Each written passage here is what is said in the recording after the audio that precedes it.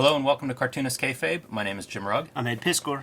Going to look at an interesting zine, Ed, Modern Cartoonist by Dan Clowes. This came out in the late 90s, 1997 copyright on it, and it was stitched into Eightball number 18, which was like the last comic book size issue of Eightball, and the last installment of Ghost World. Black Nylon is in this issue, so pretty fun bonus, I guess, in this issue. And they had, like, you could send away to Fantagraphics for $1 to just get copies of Modern Cartoonist, which is kind of a fun promo, and possibly they still have some. I really don't know the answer to that. What a hassle that must have been for them, right? Like, because you know that like these broke ass chumps would like be sending $1, not buying anything else. Yeah, I bet they did a bunch of that. they probably nixed this idea. Never again. But here's my original copy. You can see it's stapled in, just one staple holding it in place. I'm such a freaking comic book nerd. At one point, I had removed this, bent up the staples and removed it so I could just carry it around with me, I guess, in my pocket. Read it whenever I had a moment, but eventually put it back in just to kind of keep track of it. So it lived freely for a couple of years, and then whenever they did the box set of Eightball, it was issued loosely in that book. So that's the one I'm going to use to look at here. You can see a little bit of difference, I think, in paper stock. It feels like this is maybe newsprint, yeah. And you can see some of that discoloring. But otherwise, same size and everything, pretty good facsimile. The cool thing about the newsprint version, if you just crack it open, is that because he's using that red, that sort of red imagery, that's like that amberlith kind of color, that tinge that would be in like 50s how-to books. So now enough time has passed that it has completed its homage status by yellowing to a nice enough degree that it resembles those old little pamphlets. I have some of those old pamphlets, and I mean, this is a dead ringer. Totally. It's exactly what those things look like, that two-color printing and stuff. So we're going to zoom in, and we're going to go through this really strange kind of document. Time to pay some bills. You want to support Cartoonist Kayfabe? Buy our books. We're both working cartoonists. Best way you can support Cartoonist Kayfabe is hit your local comic shops or wherever you buy books and pick up our latest titles. Starting with Ed Piscor's Red Room, the Antisocial Network, out now, available wherever books are sold, and the perfect thing to start reading before Trigger Warning starts in March. This will be available March 9th. Trigger Warnings in comic shops across the Blue Marble. And if you love outlaw comics, if you like horror comics, violent comics, this is your outlaw comic for 2022. And Trigger Warnings, due to some ransomware attacks on a distribution level, may be the most rare of all the Red Room comics. So whenever you see this comic book in your local comic shop, pick it up right away because it may not be there the next time you come in. And there are a few alternative covers that are available, including this gem from Peach Momoko. Not just a Institute Cottage Industry, but also a friend of Cartoonist Kayfabe with quite a few of these. This is my contribution to the Red Room Trigger Warning cover for number 1, and homage to the Zap Comics Robert Crumb famous issue. The 4th cover by Ed Piscor for Red Room Trigger Warnings number 1, and those again will be in stores March 9th, and you can get Antisocial Network right now. March is Cartoonist Kayfabe month in the comic shops, Jimmy. Indeed it is. March 16th, you can pick up Hulk Grand Design Monster. This is my next comic, available wherever comics are sold from Marvel Comics, retelling the first 40 issues and approximately 500 issues of Incredible Hulk. Whether you're a longtime Hulk fan or a first-time reader, this is the book for you. And there are some great variety of covers for this as well, including Peach Momoko's Hulk Grand Design cover, Marcos Martin doing a really good transformation of the Hulk. Kind of jealous of all of these, to be honest with you, which is the mark of a good cover. And of course, Cartoonist Kayfabe's own Ed Piscor doing the Todd McFarlane homage with the throwback Herb Trimpe Wolverine classic costume. And again, these are available in comic book shops March 16th. So mark your calendar, tell your comic shop to reserve this, and pre-order Hulk Grand Design Madness, which will be out in April. And those pre-orders can start coming in now. So back to our regular programming. So I went through an 8-ball phase in the late 90s and just started buying. That's kind of when it got on my radar, and I just started buying them. This had already been printed, so I picked this up probably in, 99, 2000, somewhere around there, and was really into Dan Clowes and 8-ball at the time. So whenever he releases this, it's kind of an essay on the state of comics and some messages to cartoonists. It's like the naked truth. Nice way to put it. Like, because there's a lot to it, man. It's a manifesto. Yes, manifesto comes to mind. It's a screed. It's very honest. There's a lot of self-awareness to it. He's calling people out. He calls us out at a certain point. I won't make mention of those parts. There's also a like a sense of irony to this stuff as well. I think like it's all over the map because he's always with Eightball. I don't want to say self-effacing, but he often puts himself in the crosshairs of whatever it is he's targeting. And I think there's some of that in here too, you know? So like you read this and some of it's 100% I think accurate, and then other parts I think are completely tongue-in-cheek. And that interface, you know, that kind of like mixing those two things together is what I love about his work, and I think it's on display in this in this pamphlet. I think it's very sincere also. It might be more sincere than I want it to be. But see, here's the thing. You say it like that, and the other part I was going to say is that there is a hopefulness to it. Like, be mindful of certain things and of what we have here, and you could use that to great advantage if you so choose to. Right, and the fact that it's Dan Clowes doing it, obviously a cartoonist lifer, points to probably the sincerity, you know, in that hopefulness that I don't think he wants to just lead and wear on his sleeve, but you do get glimpses of it in here, and I think that's probably legitimate. Starts off strong with this 15-year philosophy that I like. Man, do you want to lay that out? Yeah, we started in 1953, which would be the apex of EC Comics. And from there, 15 years after that, you have underground comics movement. 15 years after that, you have sort of the rise of the unnamed adult comics movement. We might call them alternative comics, but that is like raw, Love and Rockets, Weirdo, and his idea is that it's 15 years for the generation to absorb the lessons of the previous generation, and this comes out in 97, so the next 15-year period would have been 98. Yeah. And so some speculation on maybe we're due for the next wave of whatever that looks like, but a pretty interesting conceit, and can't argue with any of those three time periods that he points out. If this is 1997. Windows 95 has come out, so the world has been changing with the sort of ubiquitous nature of personal computing. He calls that stuff out towards the end about some digital lives lived on a screen and whatever instant gratification, whatever form comics may take eventually. Like he sees the writing on the wall, but also is bolstering the tactility of the paper object. The fetish object, the Freudian replacement for the mother's penis object. That's right. That's how I would describe comics to somebody, right? The comic book format. He guesstimates there's 3,000 people in America who identify themselves as cartoonists, and of those, 25 to 30 are good, and then like another 25 or 30 after that are maybe not there yet, but kind of interesting. And I love these numbers because like I think about those now, and it's like definitely add 1 0. Uh-huh. Do you add 2 zeros? Like how many people are actually practicing? How many people are good now? Like I think all those numbers have gone up by a factor of between 10 and 100. And it's kind of interesting to think, because I talk about this a lot. Like you used to be able to buy all the good cartoonists in the 90s, and now it's preposterous that you could keep up with all the good cartoonists or interesting books that come out. And I think that's a digital byproduct that's not mentioned in here, but it may be one of the things of the next epoch that he's talking about, in that the numbers of cartoonists has ballooned in a way that it changes how we used to collect comics. It has, but I would make the argument that the number of like the best ones, of course, has grown. But say if you add a 0 for the other ones, maybe you add like a 5 or so. Like it's not right. As many. At that super high level, but there's like way more of like the pretty good ones. Cuts promos on the comic strips. He's talking about how like mostly he's looking at the comic book field and then eviscerates how bad comic strips are, with 2 or 3 exceptions. But the cool thing about that is he's talking about how they exist for kind of like marketing deals and things. And that's fucking comic books now. It is. With people just trying to get their Netflix deals and all that kind of thing. It's almost like these formats become these legacy media of you can make a comic book cheap. So if you want to pitch your movie, a comic book's the way to do it now.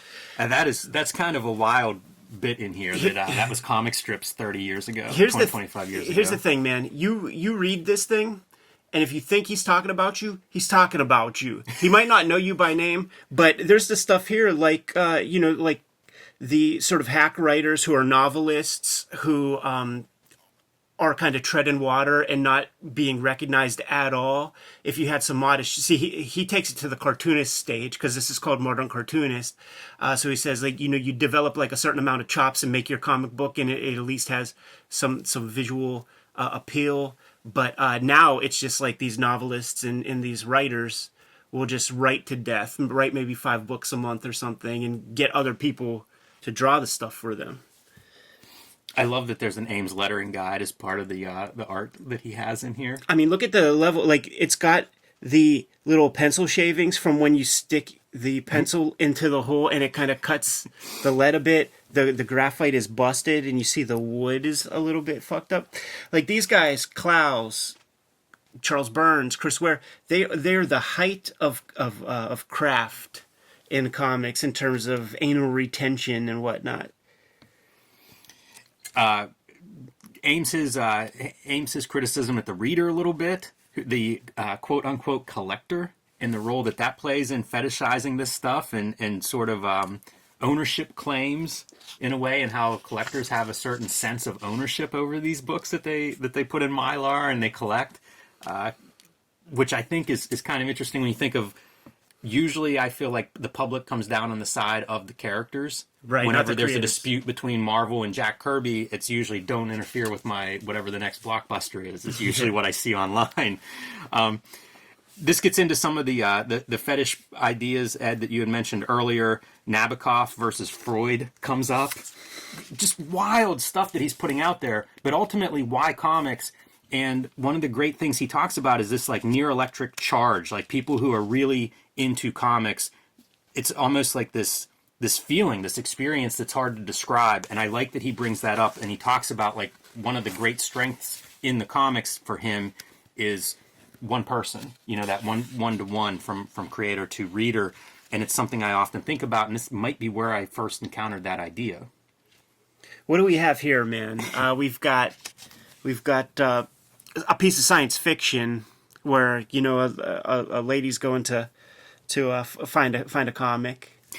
We got a dude being celebrated for something real corny while some dude is toiling, showing off his thing as the douchebag is being celebrated. And that thing that's being celebrated, like it's gone into mass media, It's gone into the Big Willie status. Right here, I call this the Jim Lee panel because that's him showing all the guys at Wildstorm how to properly crosshatch. It could also be the Joe Kubert school. That's true. This is the last thing that survives from humanity. In the future, aliens come to the wasteland of Earth and find a comic book to understand humans.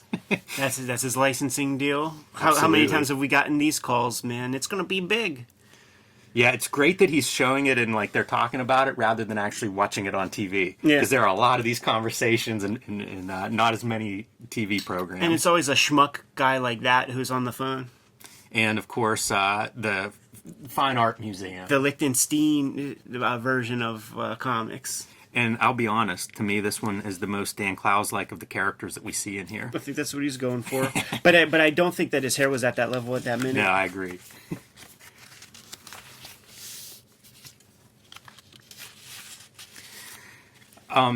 He also talks about like one of the other strengths of comics is that it's an ignored medium. Like you can do whatever you want. Like even this idea of comics entering academic consideration or anything, it's not even named at this point. Like what these comics are or what that movement is. I think it comes to be known probably as graphic novels, and not too long after this book.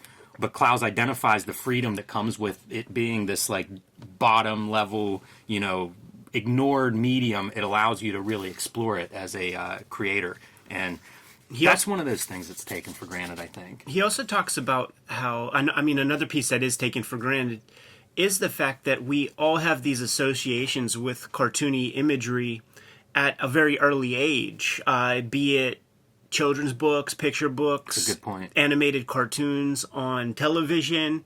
and the luckiest of us got some comic books when we were shorties. So he's making the claim that we're all predisposed to this kind of imagery. So there's opportunity there. You could make something that like strikes some sort of visceral chord in everybody because we all understand that language. Yeah, it's a good point. And, besides the cultural insignificance, points out financially insignificant as being a potential benefit. And I think there's truth there, too. Low barrier of entry, but also, like, anybody can make a comic. Like, what do you need? Pencil and paper? Like, it costs nothing to make a comic, really. Here's the thing that is kind of mind-blowing about this generation of cartoonists in the 90s, the Fantagraphics crew from the 1990s, is that they are, hustling comic books. Like, what's the cover price on that 8-ball, dude? Let's break a little kayfabe here. $3.95. You're getting between 7-10% royalty off of cover price, off of every copy. If we look on the indicia there, if he had a good year, there might be 3 issues. 15,000 copies, maybe. 18,000 copies. So, like, what's the royalty? A couple $1,000. Yeah, not much. It might not even be $10,000 for a whole year. And this dude is living in major metropolitan cities. You know what I'm saying? The fact that these guys make these comic books with no profit motive whatsoever, it's a testament to their kind of creativity. The fact that they can't not do it, he has to do it. I'm so appreciative of these guys because they really sung hash, man, for decades. Hernandez Brothers, 20 years worth of that, breaking down doors that you and I just get to walk in and not have much to worry about, Yeah, it's very true. Like, I think all the time about the guys who show up for a year or two, do one good book, one interesting book, a couple books maybe, and then move on. That's kind of the majority because it's a tough industry to figure out a space and to make it work for you. And you're right, man. Testament to these guys. But it goes back to that electric charge he talks about with the comics form. I think that you can get into it. Anytime I do anything that's not my own comics, I'm reminded of why doing my own comics is the only way to do it. Yeah. Like even things that work out well, you're still compromised. You still have to talk to people about your ideas before they're done or defend stuff. And it's just like, no, I can make my own comics. I could self-publish them and not have to, the proof is in the pudding. Like, buy the comic or don't like it or not, but it's mine. Reading those Clowes interviews from around this period, and I have that Clowes Conversations book, and it would probably be dope to go through, like, a couple of those interviews over time for the channel. But he would always talk about, like, I nobody sees the book. I send it off to Fantagraphics. They publish it. But I'm always, like, waiting to hear some sort of feedback. Like, tell me something. And I would read that, like, growing up. And then it gets to the point where it's like I'm sending my Fantagraphics books off completely insecure about any kind of quality or whatever. And they're just like, yeah, Ed, you probably should have a couple of commas here and there, or take these commas out. But okay, well, it's good to go. It comes out on the X date. It's beautiful because you're getting unfiltered, pure vision. That's right. That's what Fantagraphics is bringing to the table. If they so choose to bring you into their fold, to allow you to be a part of their brand, they're kind of trusting you to show the goods, and like they brought you in for a reason, it matches some part of their. I think it's the richest part of that's my favorite part of comics, and it doesn't always work, but I mean, that's how you get something that is unlike anything else. The idea of it being such a kind of a cheaply produced form of pop culture or whatever you want to call it, is that it might be the very last. It's kind of like what Dave Cho would be talking about, like in our conversations on the channel, where it's kind of like the last place where a publisher will give you a shot. Like the famous story is always Bruce Springsteen, E Street Band, 2 shit albums. The first 2 albums didn't perform at all, and it was the 3rd album that was huge. That does not happen in music anymore. In fact, it's quite the opposite, where you got to have a that has millions and millions of views before you even get your one shot. we're in such a crazy place, thanks to the internet, thanks to piracy and things, where you have to bring so much artillery to the table in order for these like big corporations to even participate with you. The cost of the machine. Director hell is a real thing. You fuck up once. Yeah. Like, you think the Wachowski's going to get to make another big budget movie? It's so true, too. I always think of Francis Ford Coppola, who talks about this. And you think, like, we're not talking about, like, the new kid on the block who makes one movie and it doesn't work. We're talking about people who have just giants that have had enormous successes. And, man, you mess up once or twice, get to the back of the line. Steven Spielberg still has to pitch. Right. He still has to pitch movies, man. It's wild. Yeah. We're very lucky. Very, very lucky. It is one of the great benefits of comics, for sure. And now, he didn't foresee crowdfunding. You don't have a publisher fucking with you, and no publisher is interested. You can crowdsource this stuff. It's amazing. It really is. The options that are available now, there are more than there have ever been, I think. All right, back to Modern Cartoonist and the Young Cartoonist. This is where he starts to talking to me in the first paragraph, where he talks about the sheer amount of craft that a cartoonist is responsible for takes years for even the most gifted prodigy to assimilate. And he suggests that, therefore, you be in your 40s or 50s whenever you start making your best work. Love it. Thank you for that. That's very encouraging. I've always, that was always my thing. It takes you 20 years to get to be publishable. The barest, lowest level of, comic book publishing. A publisher will spend money and allow your work to see, the light of day. And you can point to a lot of examples where it takes somebody an additional 20 years while they're already a professional to create their masterpieces. And then I remember thinking, there must be exceptions to the rule. Probably is. And one of the ones that would come to mind was Chris Ware. Until you reverse engineer his career and realize, this guy's been making comics since 15 or something. At a pretty high level. He had his 20 years much earlier than everybody else had their 20 years. So maybe it's the Hernandez bros who are the exceptions to the rule, man. But then they have comics from when they were young. Yeah, and even in their case, you think about the stuff they're doing today, and I feel like in the last decade, they've produced some of their best comics of their careers. They never stop getting good. That's exactly. He comes down here and he's like, think about why you choose comics, considering you're going to need decades of really honing your craft. And if it's because you're a would-be novelist but think comics are less competitive, or you're a would-be painter but think that, comics readers aren't sophisticated to know kind of artistic trends, if so, he and she should get married and leave us alone. And this is the part, man. I'm glad you read that verbatim because, if you listen to this and you think if you feel insecure at this moment, he's talking about you. Right. And then some ideas to consider. And some of this stuff's just practical. Comics tend to lead toward the iconic. And he suggests rather than going in that vagueness, go into specificity. Be more specific in the work that you're creating.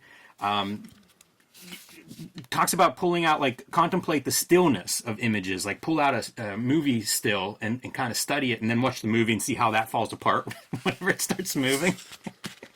But there's a lot of this, I think, really practical advice, the idea that certain elements are hokey. This always sticks with me because I remember in the 90s, I think it was, DC outlawed thought balloons. I just read a DC comic from the 90s, and it has 4 different captions that are first person. Yeah. They're thought balloons. They're just square. Is it really the balloon? Literally what you're outlawing is the shape. We can't have a bubbly shape on our page. I remember getting called out in art school for having kind of radiating pain bursts in the form of lightning bolts coming from a character. And the teacher's we don't do this. You don't do this, man. You're taking shortcuts, stuff like that. You needed Modern Cartoonist, Ed, to pull this out and and challenge his anti-hokey stance. It's fantastic because the things that he's putting down here were not in print in any way, shape, or form. It's how to draw comics the Marvel way. It's understanding comics, and even that only goes so far in terms of comics from a macro level rather than the specificity of putting it together with art in mind rather than commerce. Yeah, it's a valuable document, I think, for that. Like, real info. Is this not the most iconic thing? Like, when you think of modern cartoonists, like this is it's it. not the front cover. It's this image right here. Also, by the way, I often wear a baseball cap while drawing. People are always like, you wear a baseball cap when indoors? And when I have 2 lights on the desk with lots of lumens, and that shit is just right above your eye line. Yeah. I feel like you will singe like the top You need quarter. to find one of these translucent shades, Ed.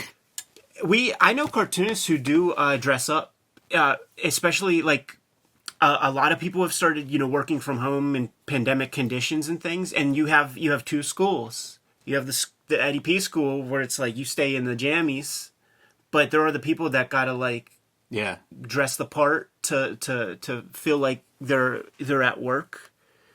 Have fresh pressed gear and all that stuff. Like I do know people who wear ties while working. Wow. You do too. All right, the future and beyond. This is where we get to see how thoughtful this guy is. 1997, as we enter voiceless and impotent, a digital age of instant access or constant excess. Boy, that's the perfect sentence, right? Like he couldn't describe 2022 any better, could he? We were just talking last week about the 90-20 rule. We were discussing putting the phone in a different place for an 8-hour work day. Excess is a good word for it. Totally. Pretty interesting for the kind of the way he lays this stuff out. Even like new technology promises a structural shift. Democratization is a word they use. It's very, I think it's very accurate, Let me read this last line here. To pander, this is what he's describing as entertainment media at large is headed in this direction. To pander to the impatient lout and to provide him with material that ranges only from masturbation fodder to the narrative equivalent of a roller coaster ride. That feels pretty apt. Oh, absolutely, man. And it's because of that you want to stay the course and kind of try to create these unique stories yourself.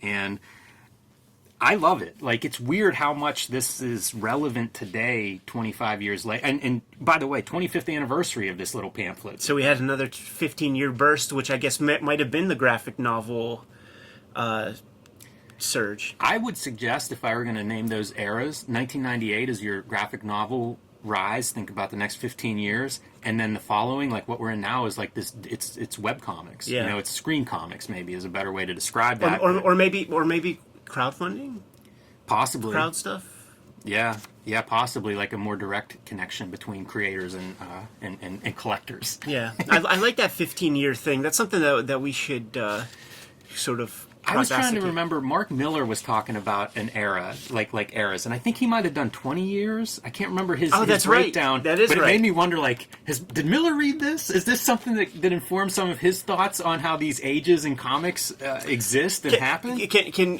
just because I was like, who the fuck are you talking about? Can we agree that when we talk to him, like have him on the show, we call him Mark Miller, but just stick to Mark Millar the way everybody else does when we're not? Because I was really like, who the fuck are you talking about? Is that I'll try to be more clear. that Pittsburgh broadcaster who also does wrestling material, but that's Mark Madden. And the last note that I'll have is just this idea he has that comics will always exist because there'll always be a small group of practitioners. Yeah. And that feels right. And personally, like, to me, I feel like we saw that in the very early 2000s. When I started making comics and going to shows and stuff, it kind of felt that way. Like, man, comics are dead, except there's a room full of people that will make comics no matter what. Yeah, at the beginning of this, it was talking about, like, comics dying and whatever, but it's the same argument that we've always heard. It's just always going to kind of be like that, it requires reading. I read statistics about something like 9% of America reads 2 books in a year. Yeah, there's some awful statistics for, like, I think it's a high double digits of Americans that don't read 1 book post high school graduation. Yeah, for sure. I mean, almost everybody in my civilian life doesn't read. And they're also the people, by the way, who are these people that, like, you're at the crib and you're like, oh, let me write that down. Do you have a pen? There's not a pen in the house. Right. Like, who are you people, man? It's it's so true. The great John Waters quote. Let's end on this, man. I'd like to read the last sentence. Oh, Just what he please. leaves us with. Yes. I suspect that even in the face of utter indifference, there are those of us who will continue to create comics, if only because of the vast unexplored prairie between what has been done and the thrilling possibilities that lie around us in all directions. That's a hopeful part. That is comics to me, and it's that thing of, like, if I get tired of one genre of comics, I start looking in a different direction, and I'm shocked by what exists and what I haven't even seen yet. And I do like that. I feel like that is really sums up my opinion of comics well. It creates that juice, you know, like when you first read comics as a kid, there's like this sense of satisfaction after you read the thing. Almost like no matter what it is, like it's you're just taking it in, it's new to you, and you're loving it. And then that sense dulls as you get older. Certainly from our experience growing up, it's like, how many Howard Mackey Ghost Riders can one boy read? Right. But then you discover the alternative cartoonists, and when a cartoonist starts to get into the rhythm like that, you find maybe it's like it's good, but it's kind of like more of like the same or whatever. But then you like discover manga, and then you feel that same sense of excitement, satisfaction, whatever you want to call it. So there's in any direction, you could find something that still gives you that burst of, you know, hope. I don't know what the emotion is or whatever, but it's that electric charge yeah, that he talks about, where it's like, man, that's still the miracle of comics, the magic of them. This is Clowes, man. So published by the Catholic Federation for Preservation and Advancement of All Things Related to the Comic Book and Its Creators Incorporated. Fucking love it, man. How much do you think this piece of art is worth, man? Probably a G? I would love to have that framed on the wall. Yeah. Like, that's at least a G. Everybody that walked by it would just be so confused. Super fun, man. Yeah, it's an exciting one to look at, and hopefully new to some of our viewers, and hopefully inspiring to some of the makers out there. I'm going to take a look on eBay to see if there are any loose versions of this, because you know the kayfabe effect is going to make those things disappear. The way that you mitigate the kayfabe effect, though, is if you like and subscribe to the YouTube channel, you hit the bell so that we can notify you when these videos come out. You sit down, you watch the video before anybody else. You make those smart buying decisions when you head over to eBay or Amazon.com. Because I deviated from my usual script, I don't remember the next part. I'll tell you where you can find some of my stuff. Yeah. Join me on patreon.com/JimRugg, where you can download out-of-print zines and mini comics. You can see a lot of my original art and process, and my focus now is putting together my Hulk process zine on Patreon. So join me on Patreon if you want to see how Hulk Grand Design came together and see some artwork from behind the scenes of Hulk Grand Design, and tell your local comic shop to pre-order Hulk Grand Design for you. It'll be in stores March 16th. Red Room Comics, man, you can't disable the power of the label. Fantagraphics, publisher of 8-Ball Comics and Modern Cartoonists, publisher of Red Room Trigger Warnings, a comic that can't be more opposite than the Dan Clowes 8-Ball issue, because it's about murder for fun and profit on the dark web. Every issue is completely self-contained. You're going to be able to read these comics ahead of time on my Patreon. Coming out March 9th. Going to be collected towards the end of the year. Jimmy and I have Patreons that are in both of our link trees that are in the description below this video, where you can get to all of our stuff. And I'm serializing Red Room on my Patreon before it hits paper. $3 for the archive there. More than 200 pages worth of comics so far as we speak. What else do we have, Jimmy? Subscribe to the Cartoonist Kayfabe newsletter at the links below the video. You can also find Cartoonist Kayfabe t-shirts and merchandise at the links below the video. Give them those marching orders, man. We're going to be on our way. Make more comics.